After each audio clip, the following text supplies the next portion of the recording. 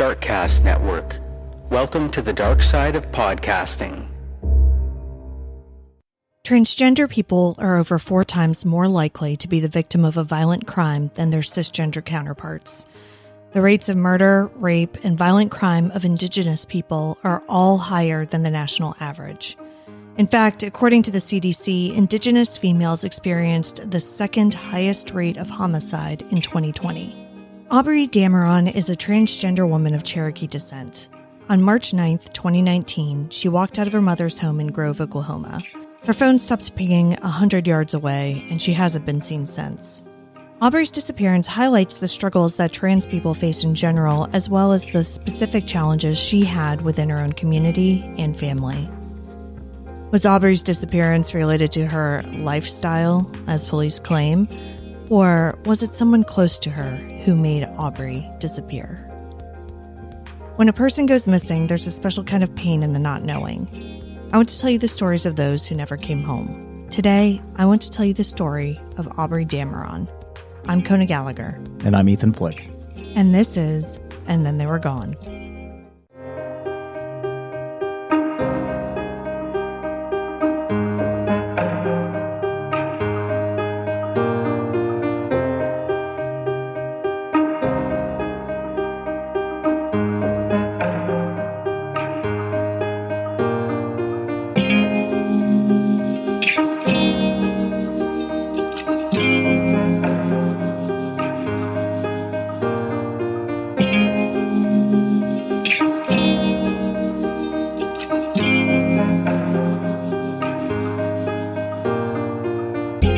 Welcome back, everyone. Welcome back. Thank you for joining us once again. Because I can't keep a schedule to save my life, but I swear we're going to get back on our normal release dates soon. Last week, we brought you a story of a missing Indigenous toddler, Tika Lewis. Tika's mother is white and Chippewa, and her father is black. This week, we're bringing you the story of another missing Indigenous woman, Aubrey Dameron. Aubrey is a citizen of Cherokee Nation. And, we will be talking about her Native American culture in this episode, along with her transgender identity. So, I just want to say up front that if I misstate anything, please accept my apology in advance. And always, feel free to shoot me a message. We've had really sweet listeners reach out and nicely make corrections about things like this in the past. And I do appreciate that because they were very sweet about it. Now, we've covered both of these topics in other episodes, but, we're still human. So let's go ahead and get right into the story of Aubrey Dameron.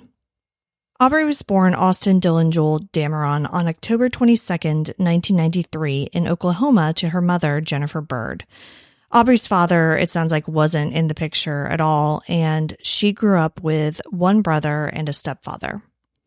However, it was her uncle, Christian Fencer, to whom she was the closest. The two were only 6 months apart, so their relationship was more like siblings than uncle and niece. Aubrey loved music of all kinds, especially rock and roll, but she grew up loving to perform, and she had grand dreams of becoming a singer or an actor. Those who knew her said she was a kind and caring person, yet often found herself the victim of bullying. Similarly, Christian was also bullied in school. He told Cherokee Phoenix reporter Stacey Boston in 2021, quote, "Growing up, we knew we were different," end quote. So apparently at some point, either in middle or high school, Christian and Aubrey confided in each other that they had a crush on a boy at school. They then decided to both come out as gay and no longer hide their sexualities. What? At the same time? Yeah. Wow. I mean, you can see why they were so close. Yeah. But unfortunately, this led not only to bullying in school, but also from within their community. Pam Smith, Aubrey's aunt and Christian's sister, described the bullying, saying, quote, "Her and Christian dealt with a lot of homophobic slurs, and Christian didn't tell me a lot of the details until after Aubrey went missing about them being chased home from school by people in a vehicle and, them yelling slurs and stuff like that," end quote. Even she didn't know the extent of what was happening to them in school.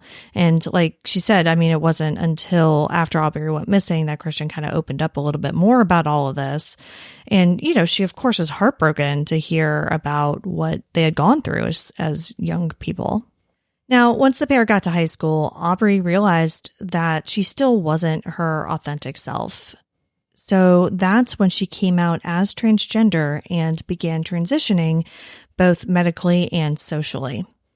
In high school? Mm-hmm. That had to have been really tough. Yeah, it sounds like it was.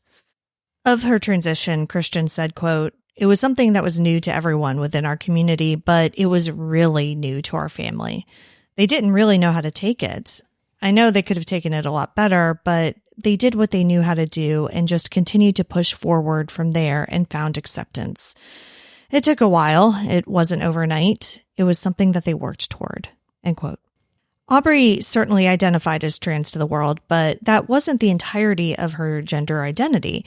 Aubrey also identified as Two-Spirit, which is a long-held status in Native American culture. Christian described it this way. Quote, "Prior to colonization inside of Indigenous communities, there were members of society who were seen as Two-Spirit. They were believed to be able to walk in both the male form and the female form, and they were held in high regard in society. They were held as sacred members because they could walk in both forms of men and women." End quote. And I find this concept fascinating. It's something I only learned about a few years ago, I think. Have you heard of this? I have, actually. Yeah. I mean, it's interesting, especially when you get into the whole discourse of trans people just started to exist, with Obama or whatever. Yeah, right. By the time she graduated high school, Aubrey had been through a lot and showed an incredible amount of courage and grace. She was a kind, sensitive soul who Christian said never wanted others to feel lonely or out of place because that's how she often felt. But the years of bullying, harassment, and feelings of isolation eventually took a toll on Aubrey, and she developed issues with both drugs and alcohol. Which, I cannot find that surprising in the least. Oh, yeah. For sure. Growing up, again, in a small town, not feeling very supported and going through all of this, I get why it would have become too much for her. Yeah, for sure. After graduating high school, Aubrey began dating a man named J.C. Pearson, who lived in New Mexico. Now, I do not know how they got together, how they met. I couldn't find any context to this relationship with some random guy in New Mexico. But possibly looking for a fresh start, she left her family and community and moved in with him. In New Mexico? Mm-hmm. While they were together, Aubrey also continued to progress with her medical transition and underwent breast augmentation. But neither life in New Mexico nor her relationship with Jay ended up working out for Aubrey, and by August of 2018, she moved back to Oklahoma into a house with her mother, stepfather, and brother in the small town of Grove. In addition to Christian, Aubrey was really close to her aunt, Pam Smith. She confided in Pam that she came home because she was afraid of Jay, saying that he threatened to kill her if she ever left him. But like many people in abusive relationships, Aubrey still felt a pull toward Jay and felt guilty for leaving. Pam said, quote, "She said, I just needed to get away. And then she started crying, saying that she felt like she should go back, like she owed him something. And she said he would tell her that she owed him for everything he did for her." End quote. Which was what exactly? She didn't say, but I'm wondering if perhaps he either helped pay or paid for her surgery while she was there.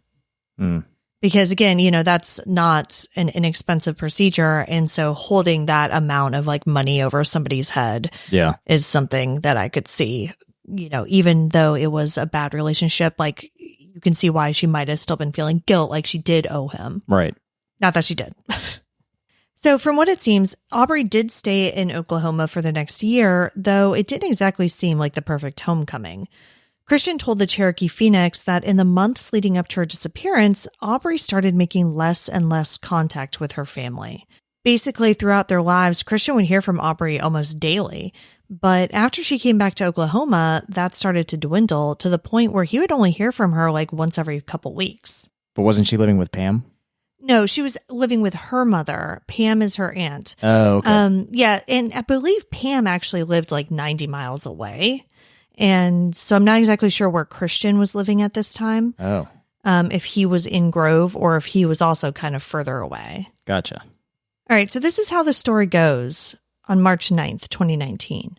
Witnesses spot Aubrey, who was by this point 25 years old, walking away from her home around 3:30. The area is incredibly rural and there are no noticeable locations within walking distance near the family home. So it's unlikely that she was trying to get somewhere on foot, especially because she had already messaged and was still messaging friends over Facebook asking for a ride. However, nobody had responded. That's just again, the quick little description of when she was last seen.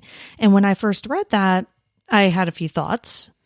Yeah. You said it's a rural area. Yeah. So who are these witnesses? Where are they? Right. That was my first question.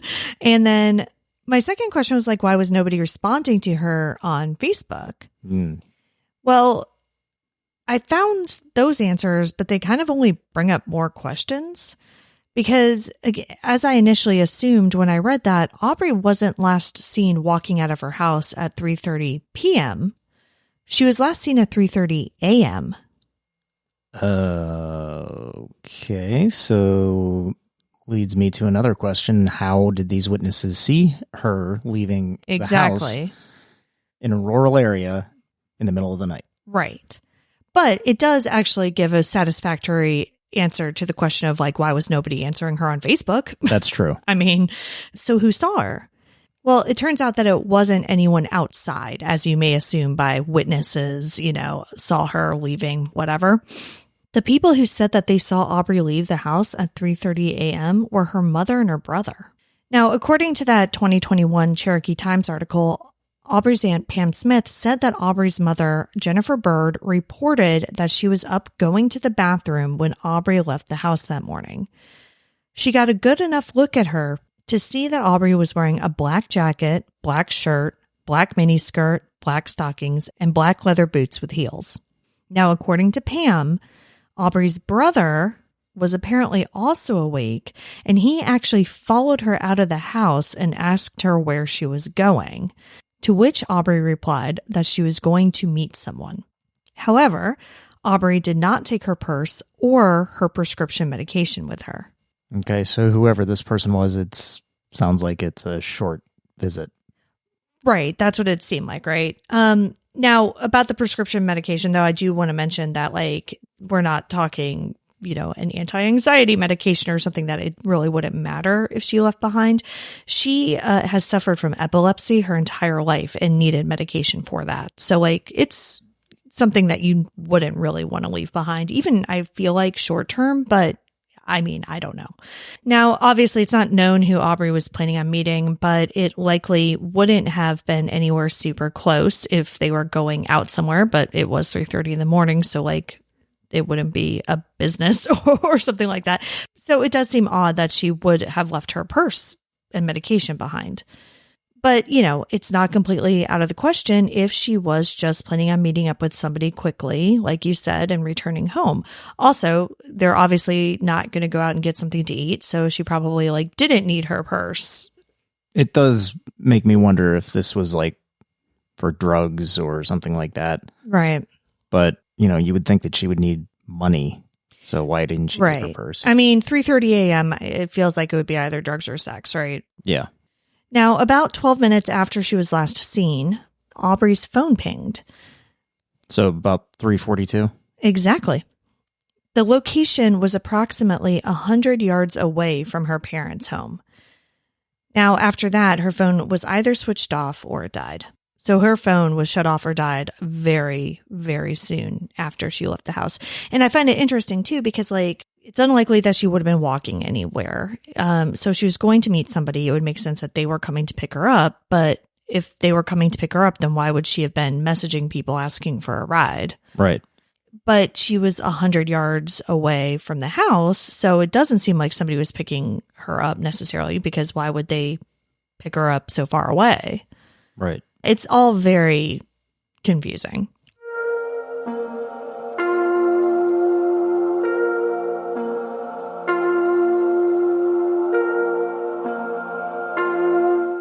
Despite the fact that she left in the middle of the night without her purse or medication, it would be 2 days before Aubrey's family, meaning her mom, brother and stepfather, the ones who lived in the house, would report her missing to the Delaware County Sheriff's Office. So March 11th is when she was reported missing.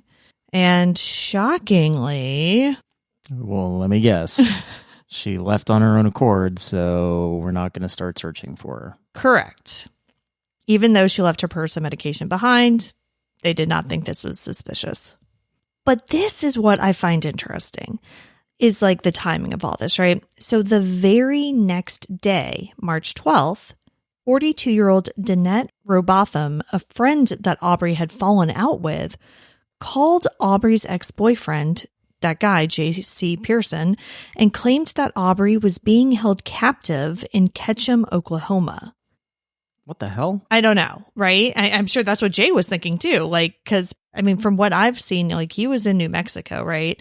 He and Aubrey had broken up. I don't know if they were still in touch or not or what.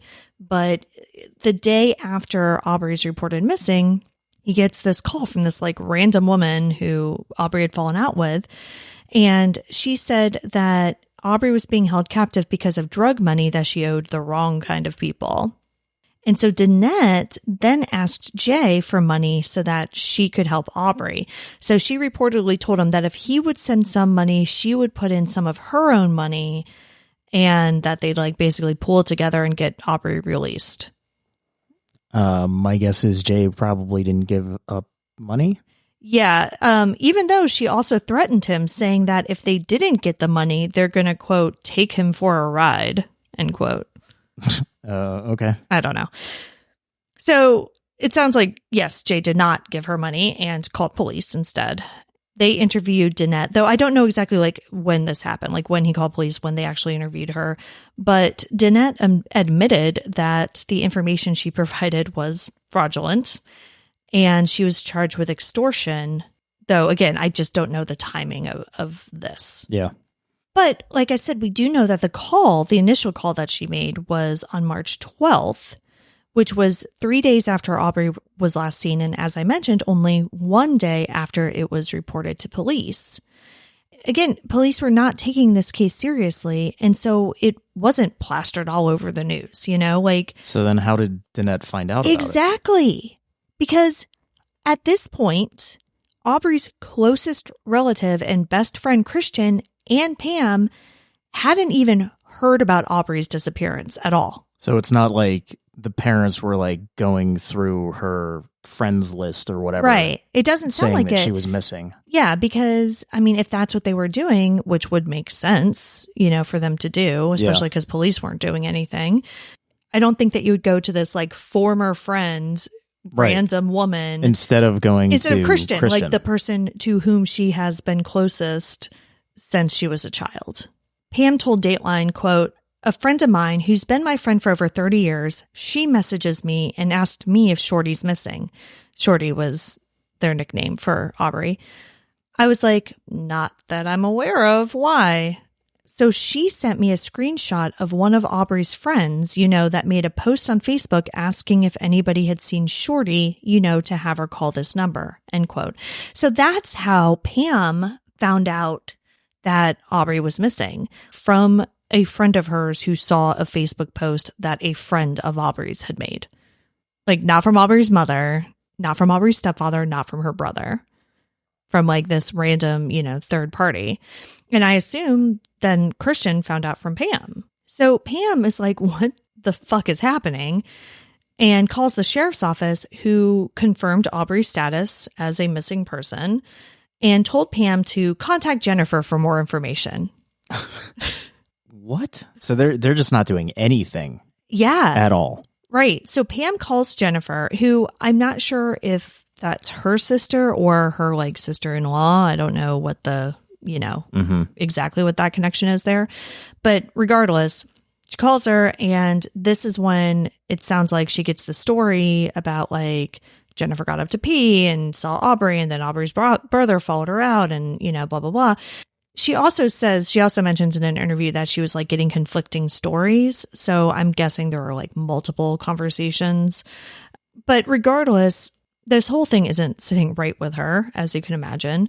So she calls the sheriff's office again on March 18th, a week after Aubrey was reported missing.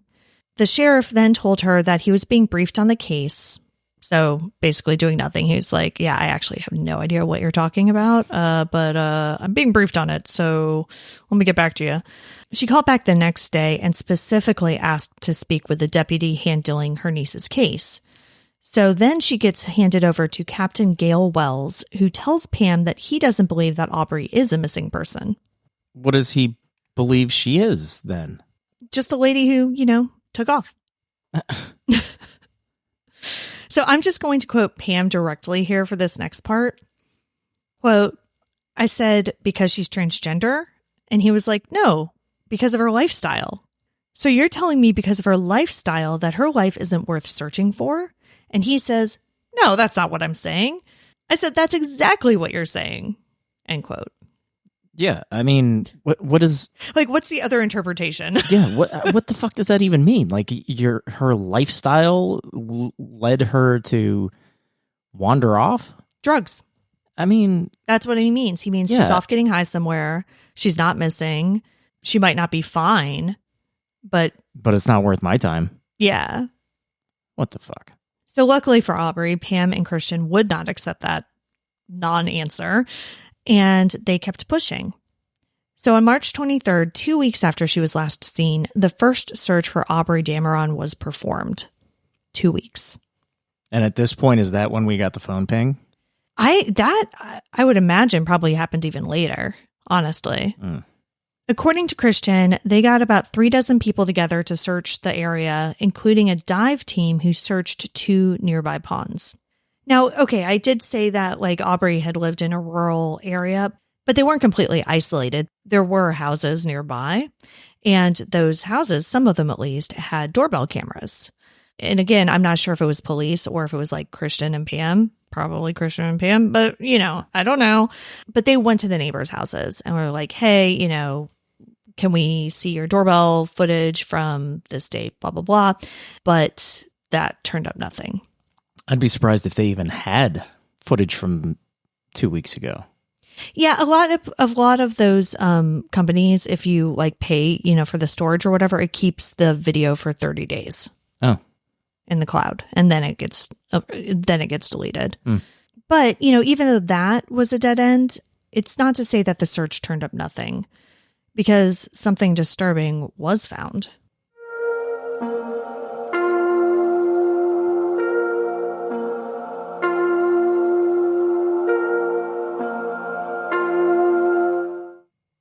About a half a mile from Aubrey's home, searchers uncovered a white sock with possible blood on it. Now, if you go back to the clothing that Aubrey was reportedly wearing the last time she was seen, this doesn't necessarily fit.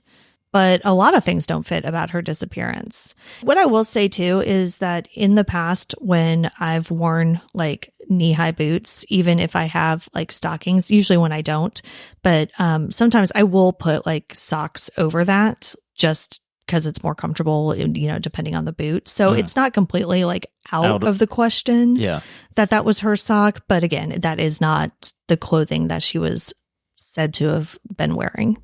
Now, the sock was sent off for testing, but DNA results were inconclusive. And I don't know if that means that because it wasn't actually blood, or if it was blood, but they couldn't get DNA off a good sample. Yeah. Yeah. I'd be curious to know where this was in relation to the last phone ping also. I know you said a half a mile, but yeah, is it, like in which direction? Yeah, or is like, it linear to where the phone last pinged or what? So despite the possible bloody sock, or perhaps because of the inconclusive results of this sock, police's theory of the case after this search is that Aubrey left of her own accord and that no foul play was involved. Okay. But she just doesn't have her epilepsy medicine, so... Yeah, or her purse and never, came back for it. So, of course, police are saying this, but Pam and Christian's suspicions are only growing. Now, Pam doesn't name anybody specifically, but she did tell the Cherokee Phoenix that there were family members who should have been searching for Aubrey who did not attend these searches. Mom and brother? Yeah, obviously I don't know that for certain, but that's what I take this to mean. Around this time, the missing Aubrey Dameron from Grove, Oklahoma Facebook page was formed, but it isn't run by Aubrey's mom. It's run by Christian and Pam. Now, unfortunately, not much happens with the case over the next few months, but on Memorial Day weekend, there's a startling new tip. According to Pam, quote, one of Aubrey's friends from there in Grove came forward to help. The girl said, if you look from her house up on one of the hills there in town, there's a flagpole up there, she says. And if you stand off of my yard by the road and look up there, she goes, they say Aubrey is buried up there, end quote. Who's saying that? A friend of Aubrey's from Grove. By this point, we're talking like 2 months later, right? Obviously, it is known that Aubrey's missing, and it's a small town and people are starting to talk. What we don't know at this point is how much of this is gossip, how much of this is actual information, what any of it is, but this is a topic of conversation now. And so this friend of Aubrey's believes that she has a legitimate tip. I don't know if she bothered to call the sheriff's office or just went straight to Pam, but either way, she got in touch with Pam and told her about all this because people were talking about, oh yeah, Aubrey's buried up there. Now, this hill is about 30 miles from Aubrey's home. Another search team was gathered up, this one with dogs, and they went up that hill that the tipster mentioned, but the dogs didn't hit on anything. The next day, though, they went up on the hill next to it, and this time the dogs found something. The dogs alerted on a disturbance in the soil, which everything I've read says appeared to be a shallow grave. Okay. Next to it was a black leather jacket, similar to what Aubrey was reportedly wearing last. Now, this part is like crazy. According to Pam, Captain Wells told her that because it was Memorial Day weekend, the forensic anthropologist wasn't around to dig into this possible grave to see what was there. And Pam is like, they take holidays off? Like, what are you talking about? Isn't there somebody on call? Apparently not. So I don't think that anybody got there forensic anthropologist wise until Tuesday. Okay. And I will say Captain Wells, years later denied this, saying that it wasn't the holiday weekend, but that there were 2 other homicides and they were busy or whatever. But either way, nobody got there immediately. They didn't even tape it off or anything? Nobody went to look at this supposed shallow grave and I don't know. What the hell? I know. I don't know. So this whole search, though, that started based on this tip Memorial Day weekend, it turned into a week-long search, partially because they were waiting for the forensic anthropologist, I assume. They had K-9 units from Louisiana, Texas, and Arkansas. In addition to the jacket, a bone was uncovered. I'm unclear as to whether or not this was something that the forensic anthropologist eventually uncovered or if it was near the spot that looked like a grave. But either way, according to Aubrey's family, Captain Wells told them that it was an animal bone. But I don't know where he got that information, right? Right. If he was just like, oh yeah, no, I'm sure that's a deer bone. Or if it was actually tested.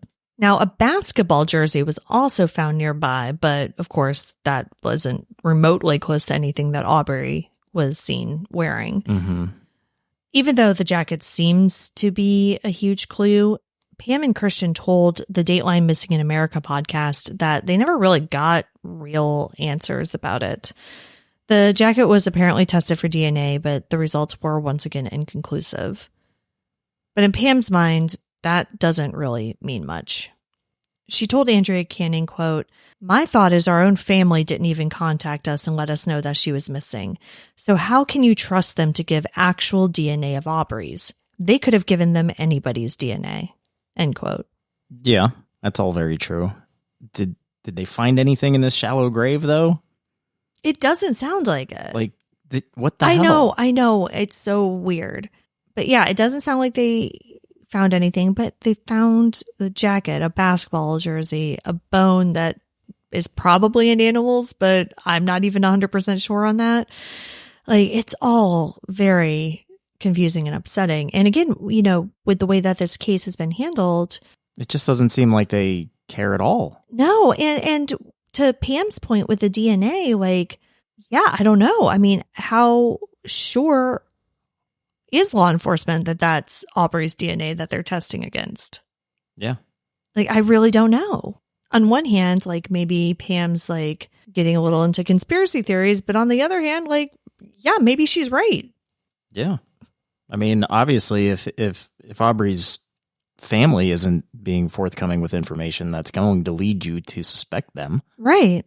And I should say, you know, that in the Missing in America podcast, Andrea Canning asked Pam directly if she thought that Jennifer knew more than what she was saying. And she was like, oh, yeah, absolutely, I do. So after this search, Pam and Christian's communication with the sheriff's office almost completely ceased. They're like, you guys are not doing any good for this. But they, of course, didn't give up. They continued to hold vigils and gather tips, but there really wasn't much movement on the case for the next year or so. But then in 2020, they got some unexpected help from the U.S. Supreme Court. McGirt versus Oklahoma is an absolutely wild case that basically gave most of Oklahoma back to the natives and drastically changed the way criminal cases were investigated and prosecuted. We won't get into the whole nitty-gritty of it here, and a 2022 Supreme Court decision subsequently reversed a lot of it. But what the 2020 decision meant for Aubrey's case is this. Her case was officially out of the Delaware County Sheriff's Office's hands. It was now in the hands of tribal police and the FBI.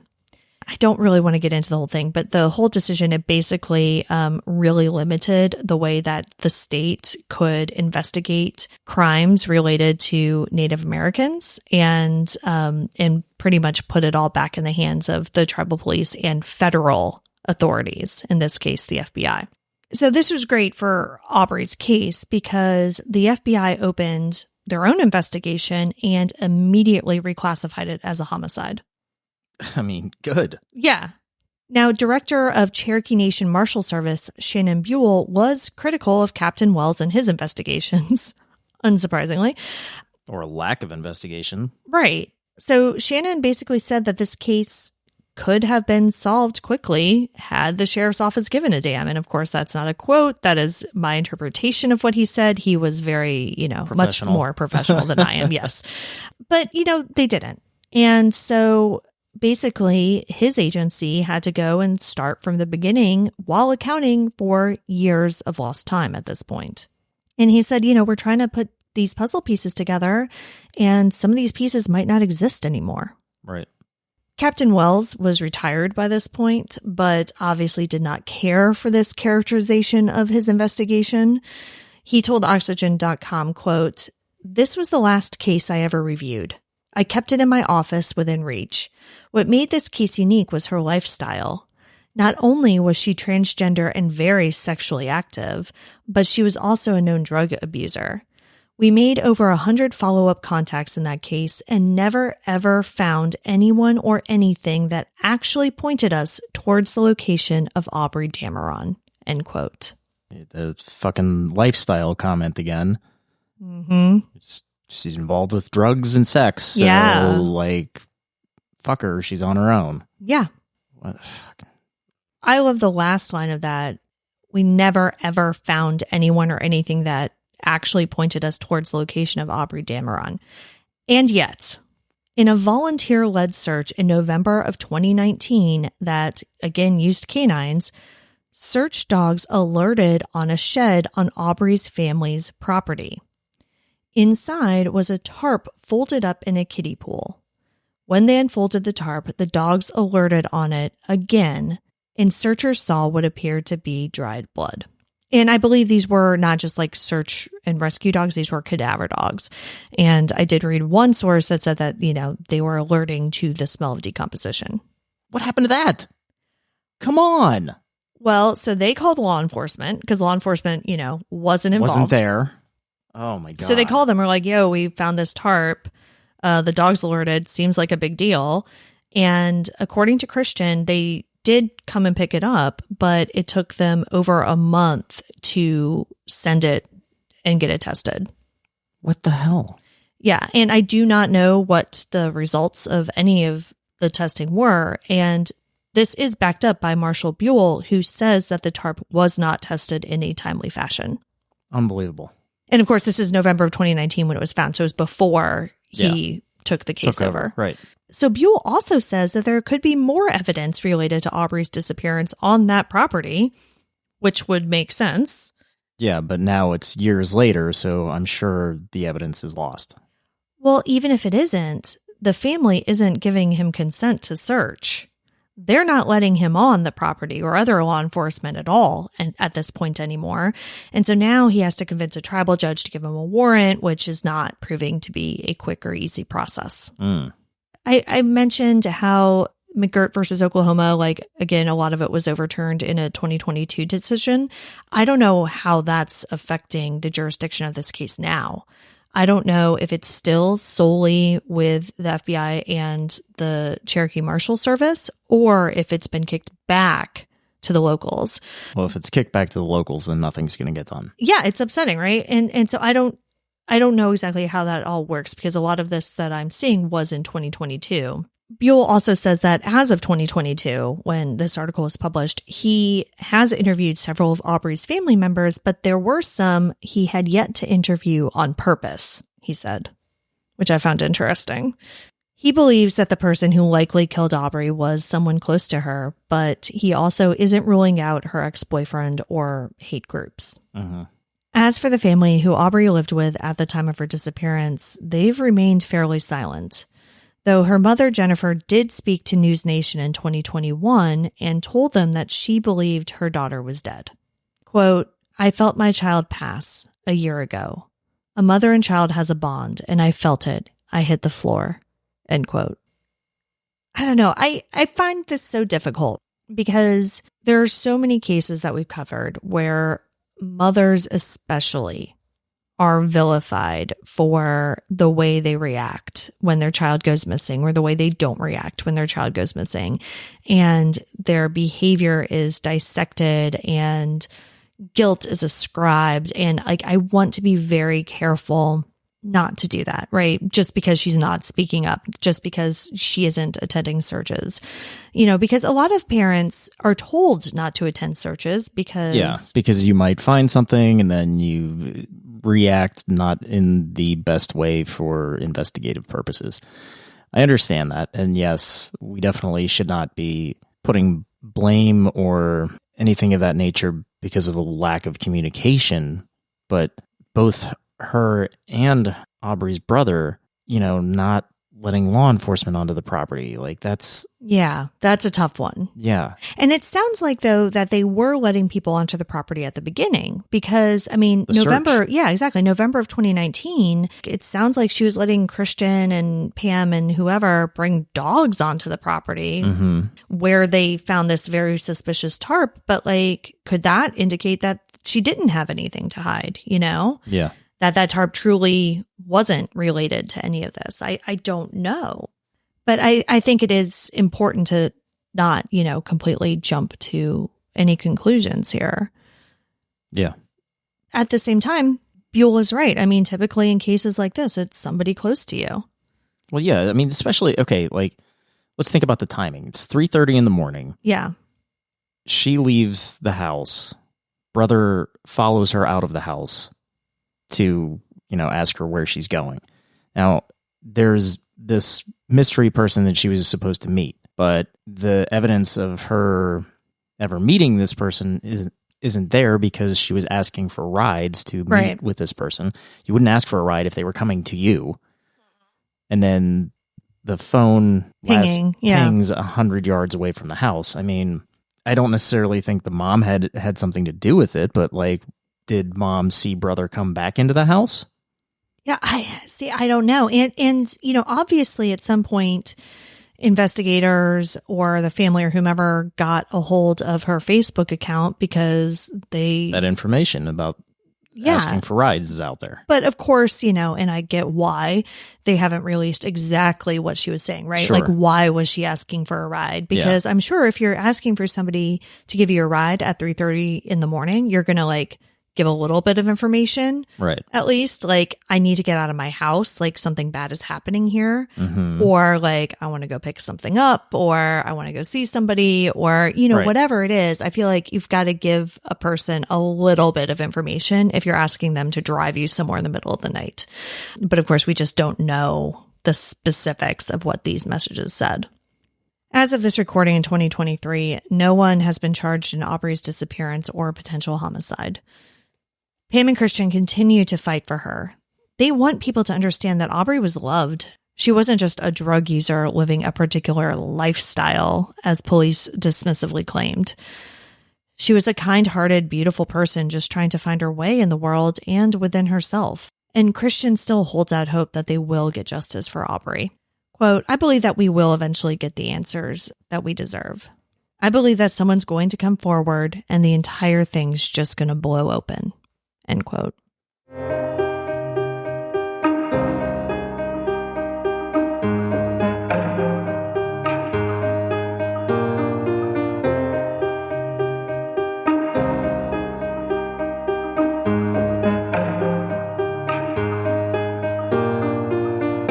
Aubrey Dameron has been missing since March 9th, 2019 from Grove, Oklahoma. Aubrey is a Native American transgender female with brown hair and brown eyes. She was approximately 5'9" to 5'10" inches tall and 130 to 170 pounds at the time of her disappearance. Aubrey's ears are pierced and she has breast implants. She has a tattoo of a triquetra on the back of her neck, a tattoo of the word shorty, and a circular design on her upper left arm at the shoulder, and tattoos on both hips. She was last seen wearing a black jacket, black shirt, black miniskirt, black stockings, and black leather boots with heels. Anyone with information on the disappearance of Aubrey Dameron is asked to call the FBI at 1-800-CALL-FBI or go online at tips.fbi.gov. You can also call the Cherokee Nation Marshal Service at 918-207-3800. You can see all the sources for this episode along with photos and videos at our website, and thentheyweregone.com. And be sure to follow us on social, and Then They Were Gone Pod on Facebook and at ATTWG Pod on Instagram, TikTok, and Twitter. If you like what we're doing, please subscribe and consider leaving a 5-star review on Apple Podcasts. It will help new listeners find us. And the more people that listen, the more chances we have of bringing someone home. And we'll see you here next week for a brand new episode. See you next week. And Then They Were Gone is hosted by Kona Gallagher and Ethan Flick. All research, writing, and editing is done by Kona Gallagher. Additional research for this episode was provided by Nikki Elmas. Theme music is The Stork by Ketsa. Additional music is provided by Kai Engel. And Then They Were Gone is a Little Monster production. Hey, you can do it!